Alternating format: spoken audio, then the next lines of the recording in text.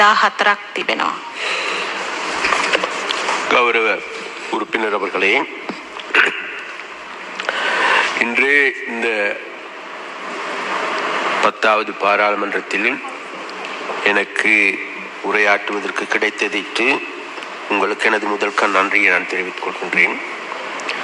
அதே போன்று உறுப்பினர் அவர்களே, முதலாவதாக இலங்கையில் வாழுகின்ற தமிழ், சிங்கள, முஸ்லிம் அனைத்து மக்களுக்கும் எங்களது மனமார்ந்த நன்றியை நாங்கள் தெரிவித்துக் கொள்வோம். அதே போன்று இந்த சரித்திரத்தையே மாற்றி அமைத்த ஒரு முக்கியமான தேர்தலாகும். அப்ப அந்த சரித்திரத்தை மாற்றியமைப்பதற்கான செயற்பாடுகளை முன்னெடுத்த, அதிலும் விசேடமாக வடக்கில் வாழுகின்ற, கிழக்கில் வாழுகின்ற மக்களுக்கு எங்களுடைய மனமார்ந்த நன்றியை மீண்டும் நாங்கள் தெரிவித்துக் கொள்வோம். அதே போன்று நான் கடந்த தேர்தலின் போது யாழ்ப்பாண மாவட்டத்தை பிரதிநிதித்துவம் செய்திருந்தேன். யாழ் மாவட்ட மக்கள் அனைவரையும் சந்தித்திருந்தோம். அப்ப அந்த மக்கள் எங்களுக்கு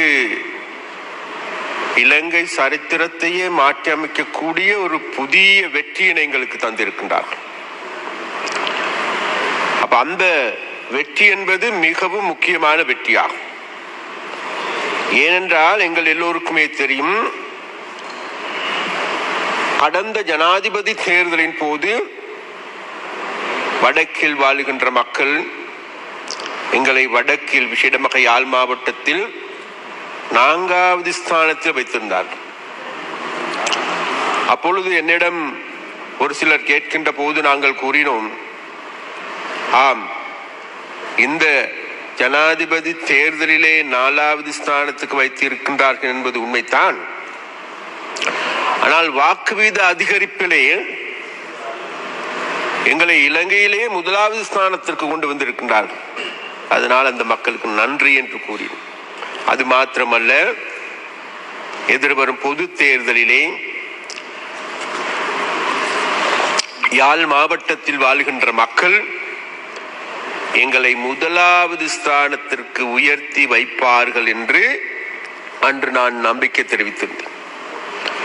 அந்த நம்பிக்கையின் அடிப்படையில் இன்று எங்கள் எல்லோருக்குமே தெரியும், யாழ் மாவட்டத்தை இன்றைக்கு தேசிய மக்கள் சக்திக்கு அந்த மக்கள் ஒப்படைத்திருக்கின்றார்கள். இப்ப தேசிய மக்கள் சக்திக்கு ஏன், எதனால் ஒப்படைத்தார்? எங்கள் எல்லோருக்குமே தெரியும், கடந்த தேர்தலின் போது பொதுவாக இந்த நாட்டில் இருக்கின்ற அனைத்து அரசியல் கட்சிகள், விசேடமாக இங்கு இருக்கின்ற தென்னிலங்கையில் இருக்கின்ற பிரதான கட்சிகள் அனைத்துமே தேசிய மக்கள் சக்தி தொடர்பாகவும், எங்களுடைய தலைவராக அனுரகுமார் திசாநாயக்க தொடர்பாகவும், எங்களுடைய கட்சியில் இருக்கின்ற முக்கியமான உறுப்பினர்கள் தொடர்பாகவும் பாரிய அவதூறுகளை கட்டவிழ்த்து விட்டிருந்தார்கள். அது மாத்திரமல்ல, தேசிய மக்கள் சக்தி ஆட்சிக்கு வந்ததன் பிறகு விசேடமாக தமிழ் மக்கள் மத்தியில், முஸ்லிம் மக்கள் மத்தியில் இந்த நாட்டில் பாரிய இனக்கலவரம் ஒன்று ஏற்பட போகின்றது. இனங்களுக்கு இடையிலே முரண்பாடு ஏற்பட போகின்றது. அது மாத்திரமல்ல, மீண்டும் வரிசை யுகம் வரப்போகின்றது. அது மாத்திரமல்ல, மீண்டும் டாலர் 400 ரூபாய்க்கு அதிகரிக்க போகின்றது. அதனால் இலங்கை ஒரு இருண்ட யுகத்தை நோக்கி போக போகின்றது. அதனால் இவர்களுக்கு வாக்களிக்க வேண்டாம் என்று கேட்டுக்கொண்டார். அது மாத்திரமல்ல, வடக்கில் இருக்கின்ற ஒரு சில அரசியல் கட்சிகளும் கூட ஆரம்பத்தில் எங்களை பார்த்து நண்பர்கள் போன்று பாசாங்கு செய்து கொண்டிருந்தவர்களும் கூட அந்த இறுதி சந்தர்ப்பத்திலே எங்களை பார்த்து குறிப்பிட்டார்கள், அல்லது எங்களுடைய செயற்பாடுகளை பார்த்து அவர்கள் நடுங்கி போனார்கள். நடுங்கி போனதன் விளைவாக அவர்களும் குறிப்பிட்டார்கள், தேசிய மக்கள் சக்திக்கு வாக்களிக்க கூடாது. ஆனாலும் அவைகள் அனைத்தையும் மீறி இலங்கையில் வாழுகின்ற மக்கள் மாத்திரமல்ல, இது நாள் வரைக்கும் யாராலும், அதாவது விசேடமாக தேசிய கட்சிகளால் அசைத்து கூட பார்க்க முடியாத யாழ் மாவட்டத்தில் வாழ்கின்ற மக்களும் கூட எங்களை ஏன் தேர்ந்தெடுத்தார்? வேறு எதுனாலும் அல்ல, நாங்கள் கடந்த தேர்தலின் போது அந்த மக்களுக்கு நம்பகமானவர்கள் என்கின்றதை நாங்கள் அவர்களுக்கு வெளிப்படுத்தி, அதன் அடிப்படையில் அவர்கள் எங்களை நம்பினார். அது மாத்திரமல்ல, இன்று பலரும் பலவிதமாக கூறுகின்றார். நாங்கள் அன்று அதை செய்யவில்லை, இதை செய்யவில்லை என்று இன்று எங்களுக்கு குறை கூறுகின்றார். ஒரு சிலர் இருக்கின்ற தமிழ் உறுப்பினர்களுடைய பேசுகளின் போது எங்களுக்கு தெரிகின்றது, ஒரு சில ஊடகங்களின் செயற்பாடுகளை பார்க்கின்ற பொழுது எங்களுக்கு தெரிகின்றது, அதாவது இந்த 13வது திருத்தத்தை பற்றியோ அல்லது இவைகளை பற்றி இப்பொழுது புதிதாக பேசுகின்ற பேசுபடு பொருளாக மாறி இருப்பதையும் காணக்கூடியதாக இருக்கும். ஆனால் ஒன்று எங்களுக்கு மறந்துவிடக்கூடாது, யாழ்ப்பாணத்திற்கே விஜயம் செய்த எங்களுடைய ஜனாதிபதி அவர்கள் அன்று அங்கு நடைபெற்ற கூட்டத்தின் பொழுது, வீரசிங்க மண்டபத்தில் நடந்த கூட்டத்தின் பொழுது அவர்கள் மிக தெளிவாக குறிப்பிட்டார்கள், வேறு எதுவுமல்ல, இங்கு நாங்கள் வந்திருப்பது ஒரு 13ஐ தருவதற்கோ பெடரலை தருவதற்கோ அல்லது வேறு எது விதமான இதுகளை தருவதற்கோ அல்ல. ஆனால் அது அந்த வகையிலான கொடுக்கல் வாங்கல் அல்ல இன்றைக்கு எங்களுக்கு தேவைப்படுகின்றது. தமிழ் மக்களோடு விளையாடுகின்ற கேம் அல்ல எங்களுக்கு தேவைப்படுகின்றது. முஸ்லிம் மக்களோடு இனிமேலும் கேம் விளையாண்டது போதும் என்கின்ற நிலையில் நாங்கள் இருந்தோம். அதனால் அந்த பிரச்சனைகளுக்கெல்லாம் அப்பால் எங்களுக்கு தமிழ் மக்களோடு வேறு ஒரு கொடுப்பனவு இருக்கின்றது, வேறு கொடுக்கல் வாங்கல் இருக்கின்றது. அந்த கொடுக்கல் வாங்கல் தான் வேறு எதுமல்ல. கடந்த 76 வருட வரலாற்றை நாங்கள் தேடி பார்க்கின்ற போது இந்த நாட்டில் நாங்கள் இப்பொழுது மிகவும் அழுத்தமாக தெரிவிக்கின்ற கருத்து ஒன்று இருக்கின்றது, இனவாதம் இனியும் வேண்டாம் என்கின்ற கருத்து. அந்த இனவாதம் இனியும் வேண்டாம் என்கின்ற கருத்தினை நாங்கள் இன்று அழுத்தமாக தெரிவிப்பதற்கான ஒரு முக்கியமான காரணம் இருக்கிறது. என்ற எங்களுடைய நாட்டினுடைய வரலாற்றை நாங்கள் திரும்பி பார்க்கின்ற பொழுது 1947ஆம் ஆண்டு, 48ஆம் ஆண்டு, 53ஆம் ஆண்டு, 56ஆம் ஆண்டு, 63ஆம் ஆண்டு, 70ஆம் ஆண்டு, 77ஆம் ஆண்டு தொடர்ச்சியான இனவாதம் இனவாதம் இனவாதம் இனவாதம். தமிழ் மக்கள், முஸ்லிம் மக்கள் பாதிக்கப்பட்டார்கள், நசுக்கப்பட்டார்கள், அடிக்கப்பட்டார்கள், வஞ்சிக்கப்பட்டார்கள். 1977ஆம் ஆண்டு ஆட்சி பீடத்திற்கு வந்த அன்றைய ஐக்கிய தேசிய கட்சி என்ன செய்தார்? 77ஆம் ஆண்டு ஆட்சி பீடத்துக்கு வந்ததன் பிறகு வந்த மறு நிமிடத்தில் ரத்னபுர, பலங்குட, பெல்முதல போன்ற பிரதேசங்கள், அப்புத்தலை, தியத்தலா போன்ற பிரதேசங்களில் வாழ்ந்த தமிழ் மக்களை அடித்து நொறுக்கிய பாவித்தனமான வேலைகளை செய்தார். பிறகு 78ஆம் ஆண்டு என்ன செய்தார்கள்? 79ஆம் ஆண்டு அவசர கால சட்டம், பயங்கரவாத தடுப்பு சட்டங்களை கொண்டு வந்து இன்றும் கூட தமிழ் இளைஞர்கள் அந்த பயங்கரவாத தடுப்பு சட்டத்தின் தடுத்து வைப்பதற்கான காரணமாயிருந்த பாவிகள் நாங்கள் அல்ல, யார் என்று தெரியும். பிறகு 1980ஆம் ஆண்டுகள் எடுத்துக்கொண்டால் சரி, 81ஆம் ஆண்டு யாழ் நூலகத்தை எரித்தவர்கள் யார் என்று எங்களுக்கு தெரியும்.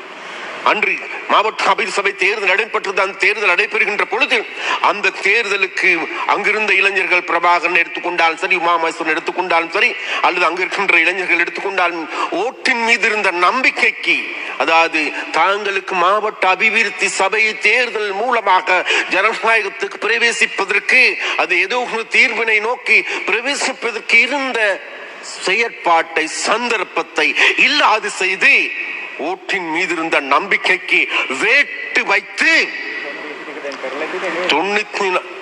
யாழ் நூலகத்தை எரித்து 94,000 புத்தகங்களை கொளுத்திய பாவிகள் யார்? நாங்கள் அல்ல. அன்று யார் என்பது எல்லோருக்குமே தெரியும். அவை இந்த வகையில் நாங்கள் தேடி பார்க்கின்ற பொழுது, அத்தோடு 83ஆம் ஆண்டு ஜூலை இனக்கலவரத்தை எடுத்துக்கொண்டு அன்று ஏற்பட்ட கரும்புள்ளி இன்னமும் எங்களுக்கு மாறவில்லை. அதனால் இலங்கையில் வாழுகின்ற மக்கள் இன்றைக்கு தீர்மானித்திருக்கின்றார்கள், இந்த வகையான வரலாறு 76 வருட வரலாறா, அந்த 76 வருட இந்த சாபக்கேடு என்பது வேறு எதுக்கும் அல்ல, இந்த சாபக்கு இதுக்குத்தான். அப்ப இந்த சாபக்கேட்டிலிருந்து இந்த நாட்டு மக்களை மீட்டெடுக்க வேண்டுமா இல்லையா என்கின்ற தேவை இன்றைக்கு இருக்குது, கேள்வி இருக்குது. அப்ப அந்த கேள்விக்கான பதிலாகவே இலங்கையில் வாழ்கின்ற மக்களும் குட்ட சதா காலமும் குனிந்து கொண்டிருக்கின்ற மக்கள் அல்ல, நாங்களும் இவைகளை புரிந்து கொள்ள முடியும். எங்களுடைய அரசியலை புரிந்து கொள்ள முடியும். அரசியல்வாதிகளுடைய லஞ்ச ஊழல் மோசடி அதிகார துஷ்பிரயோகங்கள் அனைத்தையும் புரிந்து கொள்ள முடியும் என்பதை மக்கள் தாங்களுடைய வாக்களிப்பின் மூலமாக விடையளித்திருக்கின்றார்கள். அந்த விடையளிப்பின் காரணமாகவே முழு நாட்டில் வாழ்கின்ற மக்களும் இன்றைக்கு தேசிய மக்கள் சக்தியை அரவணைத்துக் கொண்டிருக்கின்றார்கள். அந்த அரவணைத்துக் கொண்ட மக்களை நாங்கள் அகால தழுவிக் கொள்வதற்கு தயார். அது தமிழா, சிங்களமா, முஸ்லிமா அல்லது ஐக்கிய தேசிய கட்சியா, டிஎன்ஏவா, புலியா, பூனையா, புலட்டா என்பது எங்களுக்கு தேவைப்படாது. அந்த வகையில் அனைவரையும் அரவணைத்துக் கொண்டு இந்த நாட்டை கட்டி எழுப்ப வேண்டும் என்கின்ற தொனிப்பொருளின் கீழிருந்து நாங்கள் செயல்படுகின்ற ஒரு இயக்கமா. அந்த அவ்வாறு நாங்கள் செயல்படுகின்ற போது தான் நாட்டுக்கு தேவைப்படுகின்றது கொள்கை. அந்த கொள்கை வேலை திட்டம் இருக்கின்ற ஒரே கட்சி தேசிய மக்கள் சக்தியாகும். அந்த தேசிய மக்கள் சக்தியினுடைய வேலை திட்டம் கொள்கை பிரகடனத்தினுடைய உரைக்காகவே கடந்த வாரம் எங்களுடைய தலைவரும் எங்களுடைய ஜனாதிபதி அனுர குமார் திசாநாயக்க அவர்கள் இந்த சபைக்கு உரையாற்றினார்கள். அந்த உரை தொடர்பாக அவர்களுடைய விளக்கு உரை தொடர்பான விவாதமே இன்று இடம்பெற்றுக் கொண்டிருக்கணும். அந்த விவாதம் இடம்பெற்றுக் கொண்டிருக்கின்ற போது இங்கிருக்கின்ற ஒரு சில கட்சிகள் கடந்த காலங்களில் செய்ய வேண்டிய அநியாயங்கள் அனைத்தையும் செய்தவர்கள், எமது நாட்டை வறுமை பிடிக்குள் தள்ளியவர்கள், எமது நாட்டை கடன் மேட்டை உயர்த்தியவர்கள், எமது நாட்டினுடைய கலாச்சாரத்தை சீரழித்தவர்கள், அதிலும் வடக்கில் அதி மோசமான நிலைமையை ஏற்படுத்தியவர்கள் இன்று எங்களை பார்த்து கூறுகின்றார்கள், நாங்கள் ஆட்சி பீடத்திற்கு வந்து இன்னும் 10 நாள் ஆகவில்லை. அந்த 10 நாளுக்கு இடையில் நாட்டில் 76 வருடங்களாக இருந்த 76 வருடங்களாக இந்த நாட்டை நாசம் செய்தவர்கள் எங்களை பார்த்து கேட்கின்றார்கள், நீங்கள் பிரச்சனையை தீர்த்து விடுங்கள். ஆகவே சபைக்கு தலைமை தாங்குகின்ற உறுப்பினர் அவர்களே, அப்ப இவ்வாறான பிரச்சனைகள் ஊடாகவே இன்று எங்களுடைய இந்த விவாதம் இடம்பெறுகின்றது. அந்த விவாதத்தின் பொழுது ஒரே விடயத்தை மாத்திரம் நான் இறுதியாக கூறலாம் என்று நினைக்கின்றேன். விசேடமாக இன்றைக்கு எங்களுக்கு எல்லோருக்குமே தெரியும், அண்மையில் ஏற்பட்ட பல்வேறு பிரச்சனைகள் இருக்கின்றது. நாட்டு மக்கள் இன்றைக்கு விசேடமாக மலையகத்தில் வாழ்கின்ற மக்கள், எங்களுடைய பரம்பரை 200 வருடங்களுக்கு மேலாக இன்னமும் கூட கொத்தடிமைகளாட்டம் வாழுகின்ற மக்கள். அவ இந்த நிலைமையில் இருந்து இந்த நாட்டு மக்களை மீட்பார்கள் என்று அங்கு இருக்கின்ற தமிழ் அரசியல்வாதிகளை அல்லது தொழிற்சங்கவாதிகளை நம்பினார்கள். அந்த நம்பிக்கையின் அடிப்படையில் அவர்கள் கடந்த காலங்கள் பல்வேறு செயற்பாடுகளை முன்னெடுத்தார்கள். ஆனால் அவைகள் அனைத்தும் இன்றைக்கு ஒன்றுமே செய்ய முடியாத கைவிடப்பட்ட நிலையிலே இருக்கும். அந்த வகையில் இன்றைக்கு மலையகத்தை மாற்றி அமைக்க முடியாது, நுவரெலியா மாவட்டத்தை மாற்றி அமைக்க முடியாது, பதுளை மாவட்டத்தை, கண்டி மாவட்டத்தை, கேகால மாவட்டத்தை, மாத்தளை மாவட்டத்தை மாற்றி அமைக்க முடியாது என்று கூறியவர்கள் அந்த பிரதேசத்தில் வாழ்கின்ற எங்களுடைய மலையக மக்கள் அந்த சரித்திரத்திற்கு முற்றுப்புள்ளி வைத்திருக்கின்றார்கள். அதனால் நாங்கள் இன்றைக்கு குட்ட குனிந்து கொண்டிருக்கின்ற மக்கள் அல்ல என்ற செய்தியை சொல்லி இருக்கின்றார்கள். அந்த செய்தியை நாங்கள் நல்ல முறையில் விளங்கி கொண்டிருக்கின்றோம். அந்த விளங்கி கொண்டதன் விளைவாக எதிர்வரும் காலங்களில் இந்த எங்களுடைய கட்சியினுடைய கொள்கையின் அடிப்படையில் ஒரு புது யுகத்தை ஆரம்பிப்பதற்கு அல்லது புதிய ஒரு போராட்டத்தை முன்னெடுப்பதற்கான செயற்பாடுகளை நாங்கள் முன்னெடுப்பதற்கு தயாராக இருக்கிறோம். அதன் விளைவாகவே இன்றைக்கு எங்களுடைய கொள்கை பிரகடனத்திலும் கூட இந்த தோட்ட தொழிலாளர்களுடைய பிரச்சனை சம்பந்தமாகவும் சரி, அவர்களுடைய வீட்டு பிரச்சனை சம்பந்தமாக காணி பிரச்சனை எடுத்துக்கொண்டாலும் சரி, அவருடைய சம்பள உயர்வு பிரச்சனை எடுத்துக்கொண்டாலும் சரி, அவருடைய சுகாதாரம், கல்வி போன்ற பிரச்சனைகள் தொடர்பாகவும் இவை கூடுதலான கரிசனை செலுத்துகின்ற ஒரு அரசாங்கமாக இன்றைக்கு நாங்கள் மாற்றமடைந்திருக்கின்றோம். அந்த வகையில் எதிர்வரும் காலங்களிலே நிச்சயமாக அந்த பிரச்சனைகளுக்கு உரிய தீர்வினை பெற்றுக் கொடுப்போம் என்று நாங்கள் கூறிக்கொள்கின்றோம்.